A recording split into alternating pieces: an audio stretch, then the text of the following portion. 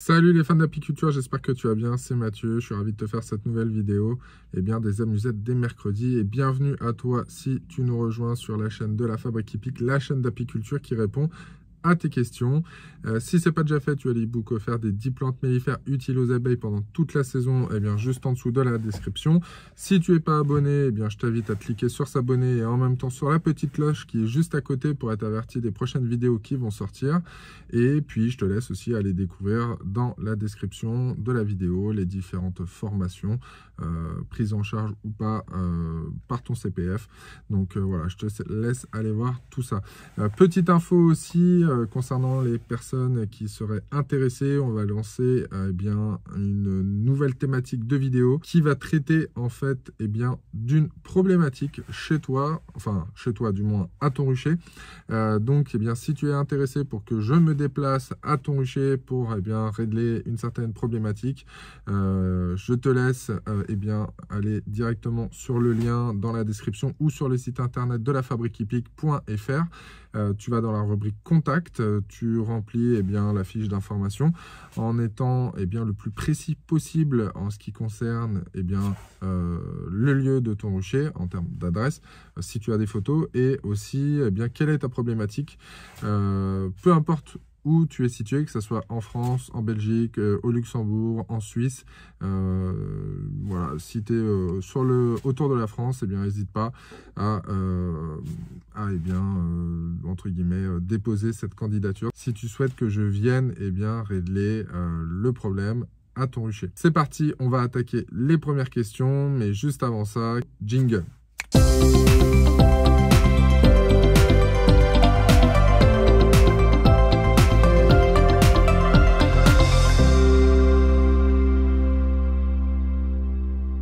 Première question d'Arnaud qui fait référence à la vidéo sur abeilles en danger, les réducteurs Nico ne sont plus efficaces. Vous avez été très nombreux à réagir à cette vidéo, à laisser des commentaires en dessous. Alors, je précise que je vais traiter quelques questions de cette vidéo, mais je ne vais pas toutes les traiter parce qu'il y a eu vraiment énormément de questions. Cette vidéo n'a pas été faite dans un but, et comme les autres vidéos de la Fabrique Hippique ne sont pas faites dans un but où je demande une information, je vous demande une information en fait, mais dans le sens où j'attire votre attention sur quelque chose et charge à chacun, entre guillemets, peut-être de partager son expérience ou de faire un test ou de nous faire un retour, voilà, peu importe. Mais je n'attendais pas en fait de retour en particulier par rapport à ça vis-à-vis de nous, puisqu'on a des choses en projet entre autres contre le frelon asiatique et sur la problématique des réducteurs d'entrée. Je ne peux pas vous en parler plus maintenant parce que ce n'est pas finalisé, mais dès que je le pourrai, je le ferai. Donc, question d'Arnaud qui nous demandait si on avait testé les réducteurs d'entrée beige, ceux qui, entre guillemets, sont plus petits par rapport au mâle. Non, on n'a pas testé les réducteurs Nico beige parce que ça fait une démultiplication de matériel et qu'on n'est pas pour non plus se saigner au niveau du matos et acheter 15 millions de choses. Voilà. Donc on n'a pas testé cela, on a testé d'autres choses, mais pas les beiges. Même vidéo, Walter P qui me demande si le fait que les frelons deviennent plus petits, ça serait pas une dégénérescence de l'espèce. Alors écoute, j'ai pas de rapport scientifique sur la chose. Si quelqu'un en a un, n'hésitez pas à le partager. En tout cas, lorsque le frelon asiatique est arrivé en France, certaines voix ont répondu lorsque le Pays Basque avait contacté certains postes officiels que c'était pas une espèce locale et que donc au premier coup de gel ça serait mort ou que ça s'adapterait pas. Maintenant plus de 12-13 ans maintenant, le frelon s'est adapté, il continue de s'adapter, donc malheureusement, est-ce que ce sera une dégénérescence? Ça serait bien. Pareil sur le fait qu'il n'y ait qu'une fondatrice d'arrivée en France. On pensait que il y aurait consanguinité et donc peut-être mort à petit feu du frelon, mais ce qui n'a pas été le cas non plus, puisqu'on peut le constater aujourd'hui. Il est dans de nombreuses régions et même de pays voisins. Lance Flare qui me demande sur la vidéo où on parle bien, de laisser les abeilles construire leur cire et leur canne naturellement, si dans ce cas précis, si on laisse construire les cires par les abeilles sans sans feuilles de cire gaufrée, est-ce qu'on peut extraire de façon conventionnelle à la centrifugeuse ou est-ce qu'il faut les presser? Alors oui, tu peux tout à fait extraire tes cadres à la centrifugeuse. Après, maintenant, si tu as envie de les presser, c'est tout à fait possible aussi. Je dirais même que dans le cas de figure où tu souhaites vendre du miel en rayon ou du miel en brèche, ou ça dépend de l'appellation et des personnes, au moins là, tu vends de la cire 100% naturelle et pas comme certains escrocs, si je pourrais dire, qui mettent des bases de cire gaufrée et qui te vendent ça en cire à manger, en fait, alors que c'est de la cire industrielle. Donc, clairement, oui, sur une base 100% naturelle, tu as vraiment plusieurs possibilités. Du moment que tu gardes les fils, je le rappelle, il faut vraiment garder les fils sur les cadres. Du moment que tu gardes les fils, après, il n'y a pas de souci particulier par rapport à ça. Question d'Alex qui me demande, lorsqu'on récupère un essaim, est-ce qu'on peut le mettre dans une ruche avec des cadres qui ne sont pas bâtis? J'ai envie de te dire, tout le monde a débuté en apiculture. Évidemment, oui, tu peux mettre un essaim dans une ruche, il n'y a pas de cadre bâti. Maintenant, en fonction des modèles de ruche que tu vas avoir et en fonction de ce que tu veux faire, est-ce qu'il y a des cadres ou pas de cadres amovibles? S'il n'y a pas de cadre amovible et que tu es sur un exemple de varées en barrette fixe, tu les mets à l'intérieur et puis elles vont faire leur vie, elles vont bâtir comme elles veulent. Après, si tu es plus sur des modèles à cadre d'Adam, Langstroth ou varées à cadre, voilà, pour le démarrage, surtout en varée, je te conseille de mettre des petites amorces de 3 à 4 cm de long sur 1 cm de large pour que les abeilles puissent se fixer sur une base droite. Et ensuite, tu n'auras même plus besoin de le faire puisque elles construiront de façon parallèle entre les cadres. Donc, il n'y aura pas de souci par rapport à ça. On n'a jamais eu de cas de figure actuellement d'une ruche qui est partie complètement en travers, mis à part une varée, voilà, sur lequel on n'avait pas mis d'amorce et qui, elle, vraiment, avec les cadres et les fils construits de travers. Mais c'est le seul cas de figure, je pense, dû au fait que les éléments varés sont beaucoup plus petits. Donc, pour tout le reste, on n'utilise pas d'amorce ni de cire gaufrée lorsque la colonie s'est déjà développée sur quelques cadres. Question des abeilles étoilées qui me demande si on a des formations sur la fécondation. Alors, on va avoir à partir là de 2022 des formations sur l'élevage de rennes, la gelée royale, voilà, différentes thématiques. Par contre, on n'aura pas une thématique sur la formation de fécondation, surtout si tu veux faire de la fécondation, de l'insémination artificielle en fait. Nous, on ne fait pas ce genre de pratique, donc malheureusement, non, on ne te proposera pas ce genre de formation. Après, si c'est de la fécondation par rapport à de l'élevage de rennes, ça oui, forcément, on le verra pendant la formation. Donc tout dépend ce que tu recherches, j'ai pas trop le détail de ta question. Question de Bernard Barbu qui me dit qu'il a encore des frelons asiatiques. Alors, à savoir qu'on a un petit peu de retard sur les questions et que celle-ci date d'à peu près une semaine. Donc les premières gelées n'étaient pas arrivées. Bon, en sachant que toi, tu es dans le sud, tu es sur Perpignan, donc peut-être que le froid n'est pas encore là. Et il me demande s'il doit encore piéger. Oui, tu dois piéger tant qu'il y a du frelon asiatique et que ces frelons viennent tourner autour de tes ruches. Il faut piéger tant qu'on en voit. On pourra arrêter au moment où les premières gelées seront apparues et si tu ne vois plus du tout de frelons tourner autour de tes ruches. Question de Steph qui a été un petit peu long, mais en gros, il nous demandait s'il pouvait avoir une ruche qui serait plutôt dans un but de pollinisation plutôt que dans un but de récolte de miel. Il voulait savoir s'il pouvait avoir une ruche totalement autonome sans faire de récolte. Alors oui, tu peux avoir des ruches entre guillemets sans faire de récolte que tu peux laisser sur une gestion, alors pas sur une gestion mais plutôt sur une récolte autonome si tu ne récoltes pas. Maintenant tout dépend où tu habites et ton secteur. je te déconseille fortement d'avoir une ruche en version autonome 100% si tu es en ville ou proche de voisins. Pourquoi? Parce que forcément, tu vas avoir des essaimages. Les gens qui ne sont pas sensibilisés à ça vont vite prendre peur et cela pourrait te ramener des soucis avec ton voisinage, je pense. Donc, à éviter. Maintenant, attention aussi aux autres apiculteurs qui risquent d'être autour de chez toi ou autour de ton rucher, dans le cas de figure où eh bien, ta colonie a soit un parasite ou même pire des maladies. Voilà, il faut vraiment faire très attention et tout dépendra aussi du modèle de ruche que tu prendras, parce que tous les modèles de ruche ne vont pas se prêter à ce genre, pas forcément d'expérience, j'ai envie de dire, mais ce genre de pratique. Question de Saïd qui me demande s'il peut nourrir une colonie avec un cadre rempli de miel issu d'une autre ruche. Alors oui, alors quels sont les avantages et les inconvénients, hein, me demande-t-il.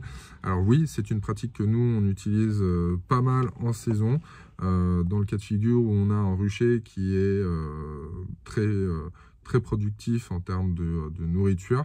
Et on prend des fois des cadres de nourriture lorsque les colonies sont très fortes comme ça, qu'on va intégrer sur des colonies eh bien, qui sont plus ric-rac d'un point de vue nourriture. Voilà. Donc c'est quelque chose qu'on fait. Les avantages, bah, tu n'as pas besoin d'acheter de compléments alimentaires, que ce soit sirop ou candy. Tu leur donnes de la nourriture eh bien, 100% naturelle, donc rien de mieux. Et le fait de faire ça, bah, ça te permet aussi de décongestionner, entre guillemets, des colonies qui seraient très fortes et de leur intégrer des cadres à bâtir et ou à remplir, en fait. Donc, ce qui reste plutôt intéressant pour réduire ta pression d'essaimage. Maintenant, l'inconvénient, attention quand tu fais ça, il faut être sûr du suivi sanitaire de tes colonies et que tu n'aies pas une colonie malade sur laquelle eh bien, tu prendrais un cadre et que tu transférerais dans une ruche saine, en fait. D'accord? Donc ça, je te conseille vraiment de faire attention à ton suivi sanitaire et tu le fais vraiment avec les ruches que tu connais de ton rucher et pas des cadres d'un rucher de quelqu'un que tu connais qui t'a passé, de tonton GG ou je sais pas quoi. Voilà, donc vraiment le risque, l'inconvénient et le risque principal de ça, c'est vraiment le suivi sanitaire et le risque de contamination. Question de Martine, fidèle au poste des amusettes, qui me demande eh bien si elle a... Alors, c'est pas elle me demande, c'est elle me donne un constat. Tu as en fait 3 ruches qui sont sur 6 et 7 cadres et tu as 13 kg, 12 kg, 13 kg en fonction des colonies. Et est-ce que c'est suffisant? Apparemment, tu aurais déjà mis du candy avant que je te donne la réponse. Donc, moi, je vais te dire par rapport à des ruches d'Adam, et là, en termes de saison, après, il faut bien évidemment remettre le contexte et voir où tu es situé. Il me semble que tu es sur le sud de la France, si je ne me trompe pas. Alors, oui, c'est faible. C'est faible parce qu'on est tout juste en décembre, au moment où je traite la vidéo. Et que donc, ça fait vraiment léger en termes de 1, bah, faut compter le poids de la ruche, les abeilles, les cadres, plus la nourriture qui reste. Donc, en gros, il ne reste pas grand-chose. Donc, oui, laisse le candy que tu as déjà mis par sécurité, parce que je pense qu'elles vont vite aller dessus. Maintenant, je te conseille aussi de faire une rotation sur le type de candy que tu vas leur donner à manger pendant l'hiver, parce que maintenant, il va falloir qu'elles tiennent encore au moins 4 mois jusqu'à avril, avril ou mars en fonction de là où tu es situé. Et donc, il faut éviter qu'elles ne consomment uniquement le même type de candy pendant 4 mois. Voilà. Parce que c'est pas super. Donc, lorsqu'elles auront fini un type de candy et que tu en remettras un autre, et bien à ce moment-là, il faudra que tu changes de type de candy pour éviter qu'elles se nourrissent exclusivement du même produit pendant 4 mois. Question de Cindy Berry qui me dit que elle débute dans l'apiculture, qu'elle a été au rucher et que malheureusement elle a vu que son rucher était envahi de frelons asiatiques, que les frelons étaient potentiellement rentrés dans ses ruches, que certaines ruches étaient vides et que sur une des ruches il restait à peu près l'équivalent de 2 cadres d'abeilles. Qu'est-ce qu'elle doit faire? Eh bien, moi, ce que je te conseillerais déjà, c'est de réduire au maximum les entrées, de piéger en fonction de là où tu es, si ça n'a pas encore gelé. Et pour la colonie qui reste sur 2 cadres, essayer de lui faire passer l'hiver, mais ça risque d'être très compliqué. Donc, eh bien, de réduire au maximum la colonie. Donc, si elle est sur l'équivalent de 2 cadres, eh bien, tu laisses sur 2 cadres avec une partition chaude des 2 côtés. Au-dessus, tu viens tout de suite, en fonction des réserves de nourriture, tu m'as pas dit, mais vu la faible quantité d'abeilles, il faut éviter de la refroidir. Moi, je te conseillerais de mettre carrément du candy au-dessus tout de suite. Hein. Pourtant, je suis pas partisan, mais là, vu le peu de nombre d'abeilles, il va falloir qu'elle chauffe fort.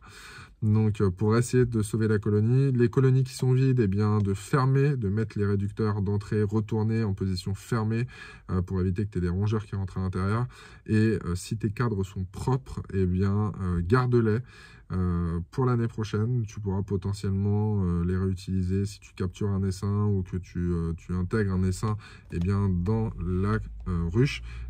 Ça fera gagner du temps aux abeilles pour leur développement.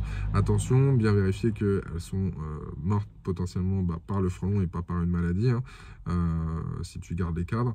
Et ferme bien ta ruche de façon hermétique pour pas que tu aies de la teigne qui rentre ou que tu aies un autre rongeur ou je ne sais quoi qui vienne squatter pendant l'hiver. Tilreg me demande par rapport à un retour que j'ai fait sur le passage à la flamme des nourrisseurs en bois dont certains sont paraffinés, si ça ne pose pas problème eh bien, pour l'étanchéité.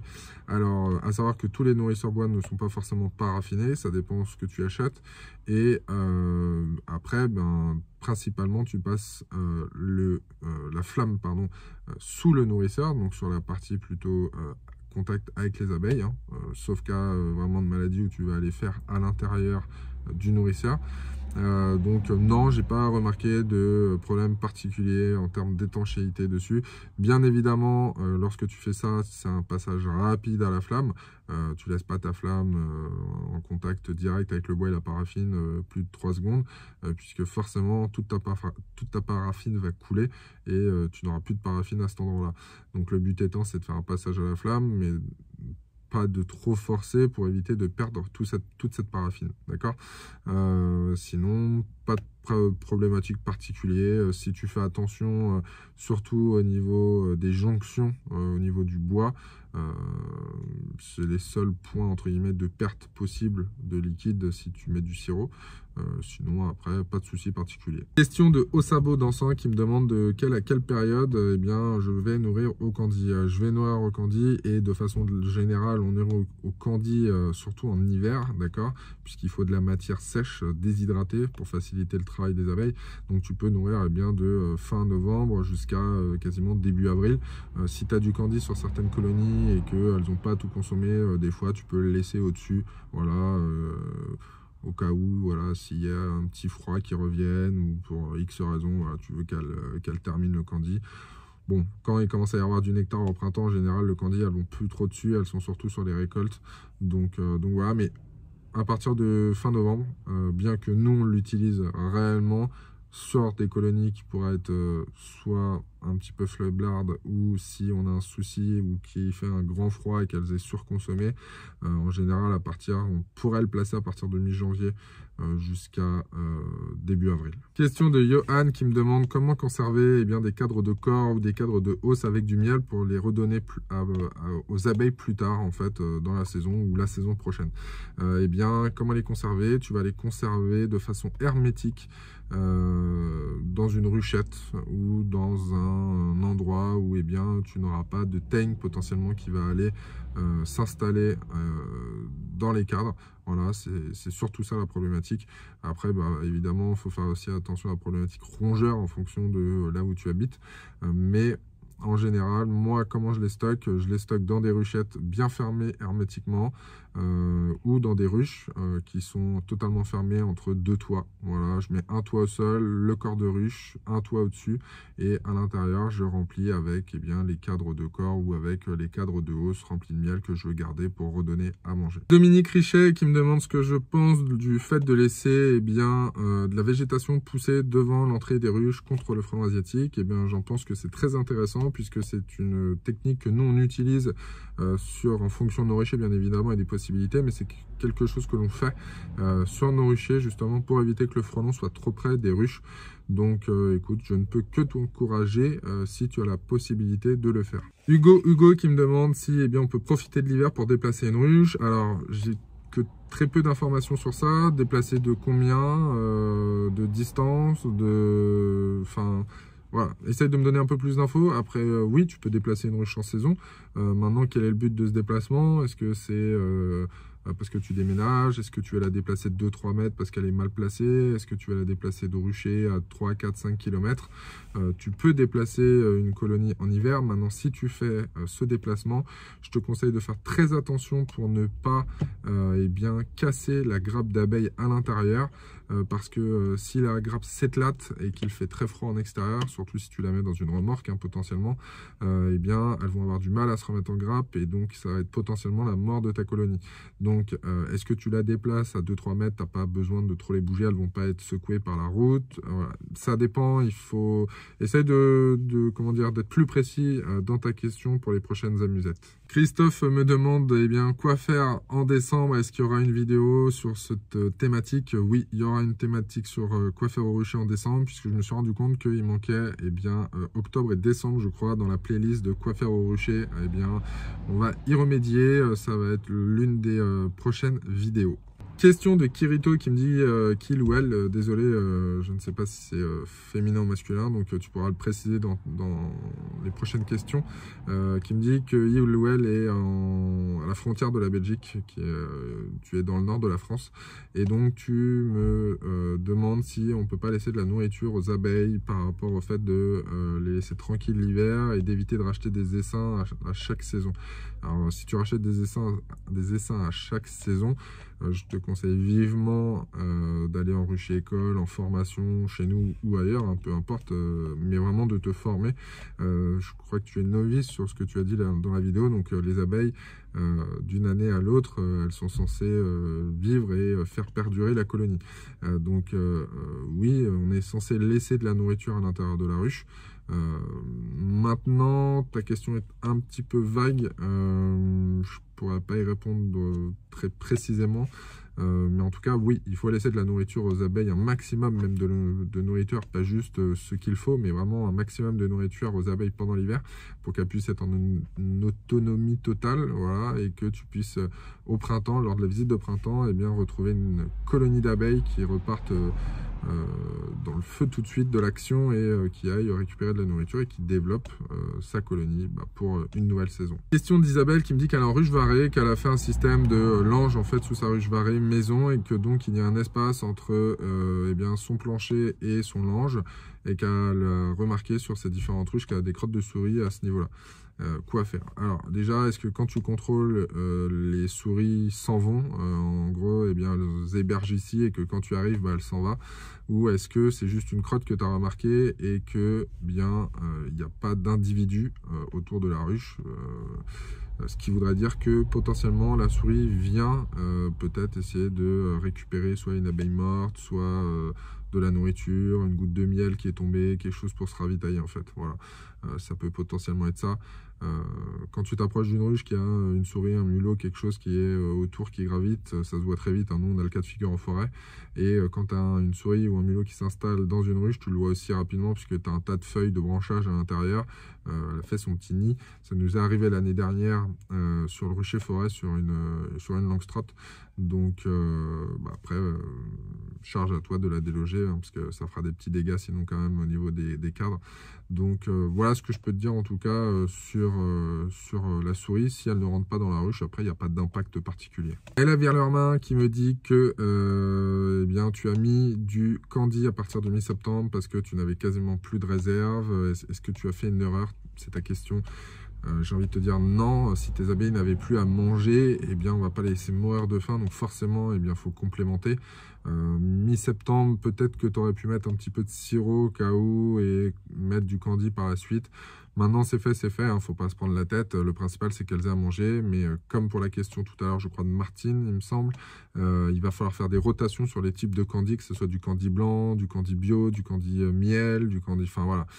Faut faire des rotations pour pas qu'elles aient non plus tout le temps le même type de sucre à manger et donc voilà, qu'elles puissent avoir une alimentation un petit peu diverse pendant cette saison qui va être un petit peu compliquée pour elle. Question de Christophe Grivel qui me demande comment savoir s'il reste encore de la ponte lorsque les abeilles sont en grappe par rapport au fait d'effectuer le traitement à l'acide oxalique.